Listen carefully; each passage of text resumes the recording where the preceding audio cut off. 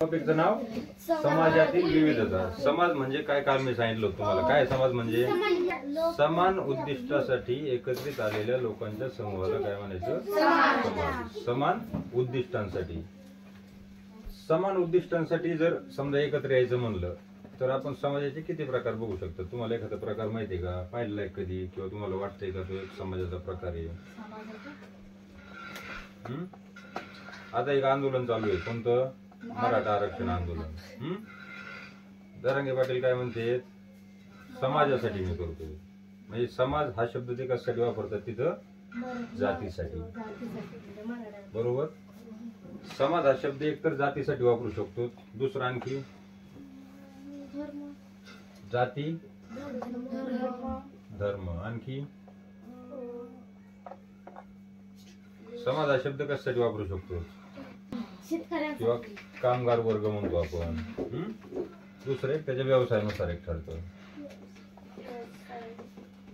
आपल्या टॉपिकचं नाव आहे समाजातील विविधता. विविधतेसाठी काय शब्द आहे?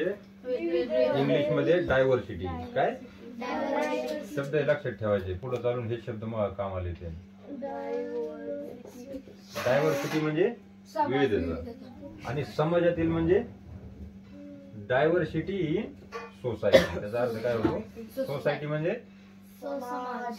Diversity in society. आता कुठल्या कुठल्या प्रकारची विविधता तुम्हाला पाहायला भेटते? विविधता म्हणजे काय? वेगवेगळेपण. समजा पंकजा, चिऊ आणि शिवानी तिघी येतात. कुठल्या तरी गोष्टीत वेगवेगळ्या आहेत का नाही? तिघी मुली येतात. त्यांच्या नाकामध्ये फरक आहे, त्यांच्या केसामध्ये फरक आहे, डोळ्यामध्ये फरक आहे. विविधता आहे का नाही? तसं समाजाचा विचार केल्यावर आपल्याला कुठल्या प्रकारची विविधता पाहायला भेटते? जातीय विविधता पाहायला भेटते आपल्याला. प्रत्येक जातीचं संस्कृती वेगळी असते, संस्कार वेगळे असते. प्रत्येक जातीचा इंटरेस्ट वेगवेगळ्या गोष्टीमध्ये असतो. कारण जाती व्यवस्था ही व्यवसायानुसार, व्यवसाय आणि जाती व्यवस्था एकत्रित आलेले आहेत भारतीय समाजामध्ये. बरोबर.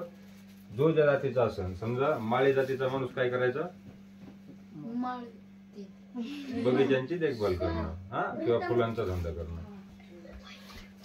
दुसरा प्रकार आहे धर्म. तिसरा प्रकार काय सांगतो? आता मध्ये माळी जातीचे लोहार जाते. समजा दुसरी कोणती?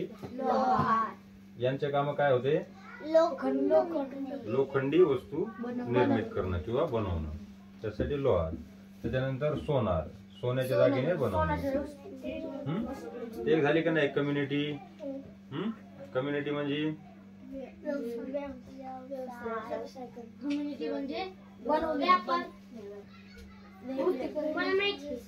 कम्युनिटी म्हणजे एखाद्या लोकांचा समूह. एखाद्या समान गोष्टींवरून ओळखला जातो. त्याला काय म्हणायचं? कम्युनिटी. आता जाती, धर्म, व्यवसाय, त्यानंतर वातावरण सगळीकडे वेगवेगळे आहे इंडियामध्ये. काय होतो? प्रत्येक ठिकाणी आपण प्रत्येक गावात गेलो, तिथल्या परंपरा वेगळ्या असतात. तिथले आचार वेगळे असतात, तिथले विचार वेगळे असतात, तिथली नीती वेगळी असते. कोणत्याही गावात गेलं तर आपला कुठल्या जातीत गेलात? वंजारी ही एक जात आहे समजा आपली.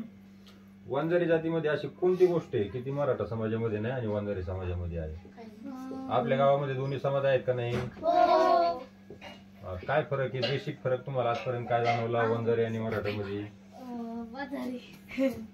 पटपट बोलायचं, विचार केला झाला पाहिजे. फास्ट सांगताय तू. एक ठळक आणि बेसिक एक गोष्ट वेगवेगळी आहे. काय? महिला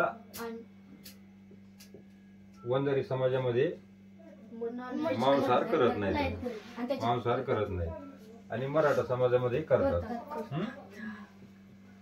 दोन समाजामध्ये बेसिक डिफरन्स आहे का नाही? एकाच गावात असल्यामुळं ती विविधता झाली का नाही? तसंच दोन धर्मामध्ये पण विविधता असते. अगदी त्यांच्या खाण्यापिण्यापासून. कुठपासून? खाण्यापिण्यापासून.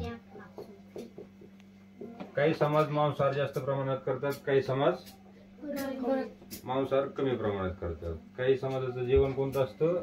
ॲक्वॅटिक अॅनिमल म्हणजे पाण्यात राहणारे प्राणी आहेत ते. विविधता आहे का नाही? माणसाच्या सणांमध्ये विविधता आहे का नाही? हिंदूंचा सण वेगळा, धर्मानुसार हिंदू, मुस्लिम. आपली काय असते? दिवाळी. मुस्लिम काय असतं? ईद. ख्रिश्चनचं काय असतं? क्रिसमस. म्हणजे सणांमध्ये विविधता आहे.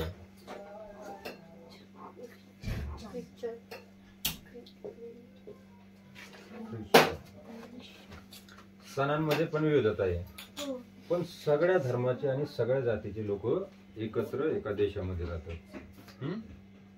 कशामुळे राहू शकतात ते? कारण आपलं राज्य जे, राज्य म्हणजे काय?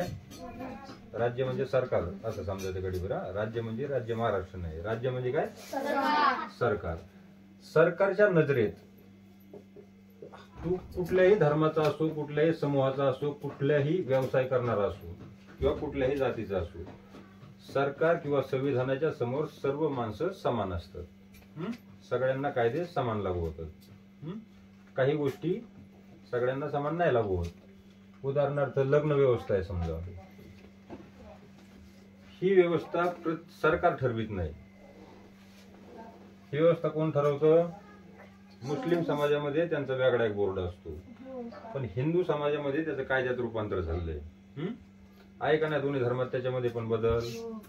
तरी पण त्या सगळ्या धर्मांना एकत्र राहायचं असतं, एक देश म्हणून एकत्र राहायचं. बरोबर आहे. ते राहत असताना काय काय अडचणी होऊ शकतात? धार्मिक तेढ निर्माण होऊ शकतो. समस्या जे काही नाही, आंतरिक समस्या आणि बाह्य समस्या मी काल सांगितलं होतं. जर दोन धर्मांमध्ये, हिंदू आणि मुस्लिम यांच्यामध्ये जर दंगली चालू झाल्या तर कोणत्या समाजाला जास्त फायदा होईल?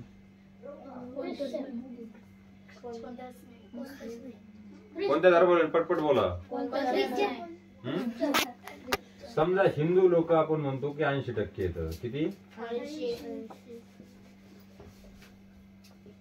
80%च्या आसपास. हे समजा 18 ते 20%च्या आसपास. बाकीचे 1-2% मध्ये. तर आता सांगा कोणाला फायदा होईल, कोणाला तोटा होईल? जातीय दंगली झाल्या तर हिंदूंना फायदा होईल,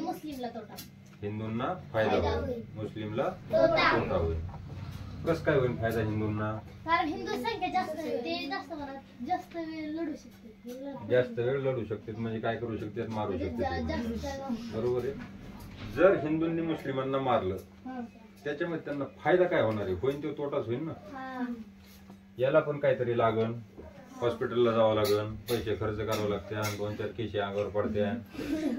मुस्लिम असला त्याचं पण काय होईल? सेमच होईल.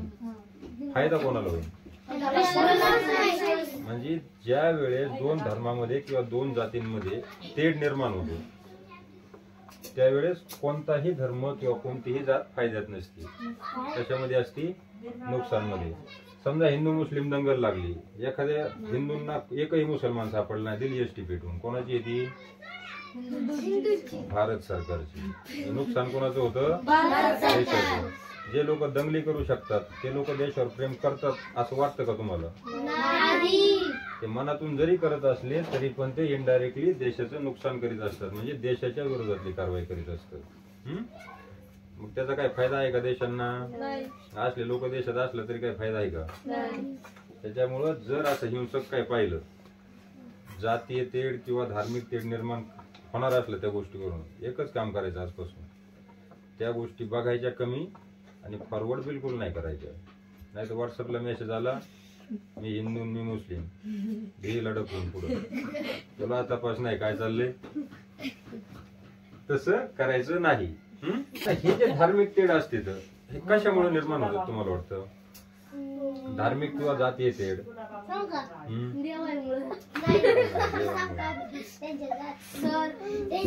काही माणसाचे पूर्वाग्रह असते. पूर्वाग्रह माहिती काय असतं? पूर्वाग्रह म्हणजे काय? मनमटोल कल्पना, मनातल्या कल्पना ज्याच्याबद्दल झालंय का नाही काहीच माहित नाही. काहीतरी पूर्वाग्रह असते. आपण काय म्हणतो, अजून बऱ्याच वेळा आपल्या गावात किती लोक मुस्लिम येतात, किती फॅमिली आहेत मुस्लिम आपल्या गावात? पटकन बोलायचं, मुस्लिम आपल्या गावामध्ये एकही नाही. बरोबर? तुम्ही आतापर्यंत किती वेळा असं ऐकले की मुस्लिम खराब असतात? म्हणजे असं जाणवलं तुम्हाला कोणाच तरी बोलणं वगैरे ऐकून? आपला समाज मुस्लिम ह्या लोकांचा तिरस्कार करतो. जाणवलं असं का नाही? अगोदरच्या क्लासमध्ये तुम्हाला मी याच्यावर प्रश्न विचारला त्यावेळेस तुम्ही सगळे हा म्हणलं होतं. मुस्लिमांचा तिरस्कार करतात का नाही? कशामुळे करतात ते तुम्हाला नाही माहित. म्हणजे हा काय झाला? तो पूर्वाग्रह. काय झाला? मोठ्याने बोल. काय झाला? तुम्ही मुस्लिमान, तुमचा एकही मित्र नाही आणि एकही दुश्मन नाही, तरीही त्या लोकांचा तिरस्कार करतात. हा काय झाला तुमचा? एक कुणीतरी सांगितलेलं की ते लोक खराबच असतात. असते तसं नाही. तो झाला पूर्वाग्रह. कारण तुमच्या शेजारी मुस्लिम राहिला नाही, तुम्हाला काय माहित तू कसं असतो. तुम्ही त्याच्याबद्दल तुम्हाला काहीच माहित नसतं. म्हणजे या पूर्वाग्रहामुळे काय होतं? जातीय किंवा धार्मिक तेढ निर्माण होतं आणि त्याचा तोटा कोणाला होतो? भारत सरकार. देशाला तोटा होतो. भारत सरकार. कारण जे बी जाळपोळ त्याच्यामधून होणार असते ती कशाची होणार असती? देशाची. आणि त्या सगळ्या गोष्टी रोखाव्यात यासाठी काय करावं लागेल? कोणताही धर्म असो, कोणतीही जात असो, त्या गोष्टी आपल्या घरापुरत्याच मर्यादित. जात आणि बाहेर निघल्याच्या नंतर आपण एक भारतीय म्हणून निघाल पाहिजे घराच्या. त्यावेळेस काय करतो? भारत माझा देश आहे, सर्व भारतीयांना बांधव आहे. हे आपण लहानपणापासून बडबड करत आलोच नाही. त्याच्यावर सत्यच जगता येईल आपल्याला. हा ते तुमच्या दुसऱ्या धड्याचा सार झाला फिनिश.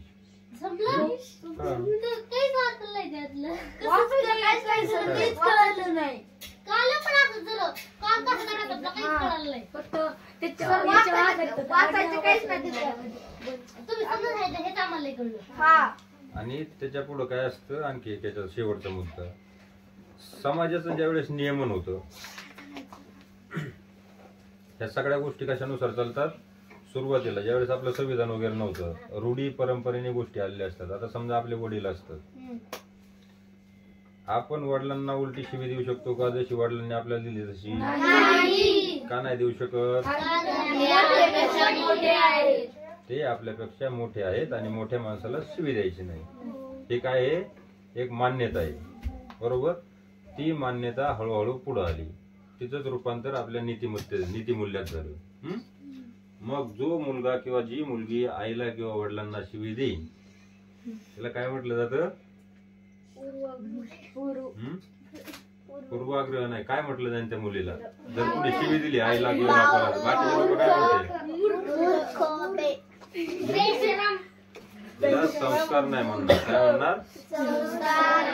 शुद्ध गावठी भाषेत काय म्हणणार? याला आळा नाही म्हणणार का? वळण नाही. आलं का लक्षात? होतं का नाही? मग त्या सर्व गोष्टी होऊ नयेत. एका धर्मातल्या लोकांनी दुसऱ्या धर्मातल्या लोकांना मोकार हाणू नये किंवा काहीतरी अशा गोष्टी पसरू नयेत. त्यासाठी काय केलं जातं? कायद्यांची निर्मिती केली जाते. कशाची? कायद्यांची. आणि ते कायदे निर्माण करण्याची जी प्रक्रिया आहे, त्या प्रक्रियेत कोण सहभागी होतं? केंद्रामध्ये संसद, राज्यामध्ये त्याला म्हणतात विधिमंडळ. काय म्हणतात? विधी म्हणजे कायदा.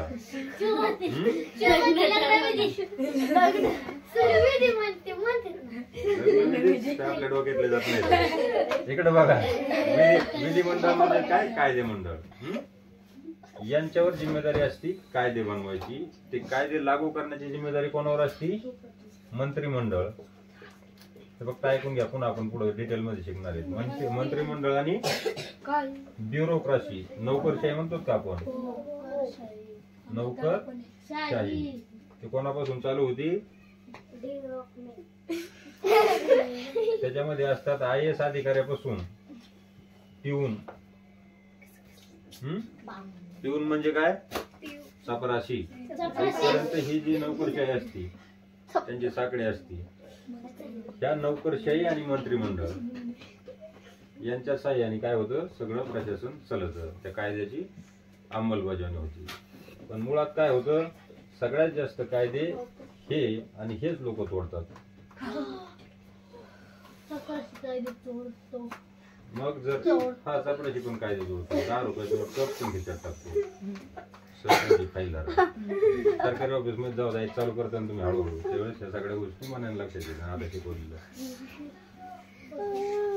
समजलं का? दुसरा टॉपिक, पोलिसांना पण अटक होऊ शकते. मग गुन्हागारा पोलिसांना अटक नाही त्यांनी. गुन्हा केल्याच्या नंतर पोलीस आणि सामान्य माणूस दोन गोष्टी लक्षात ठेवा. पोलीस आणि सामान्य माणूस या दोघांनी जर सेम गुन्हा केला तर सगळ्यात जास्त वाट पोलिसाची लागते. कारण त्याचा अर्थ काय होतो, त्या सामान्य माणसाला कायद्याचं ज्ञान नसेल, पोलिसांना होतं पण ना. पोलिसांना कायद्याचं ज्ञान असूनही कायदा तोडला म्हणजे मुद्दाम कायदा तोडला म्हणजे त्याचा आळा बिघडला. तो अर्थ झाला ना आपल्या गावठी भाषेत, आळ्यातून गेला मग त्याला कायद्याने आळा घातला. मग त्याला शेवटी कायद्यानेच आळा घालावा लागला. नोकरी जाती सगळं. हा. नोकरीला जाता दगड पडत. विचारा याच्याबद्दल तुम्हाला काय विचारायचं मला आहे? याच्याबद्दल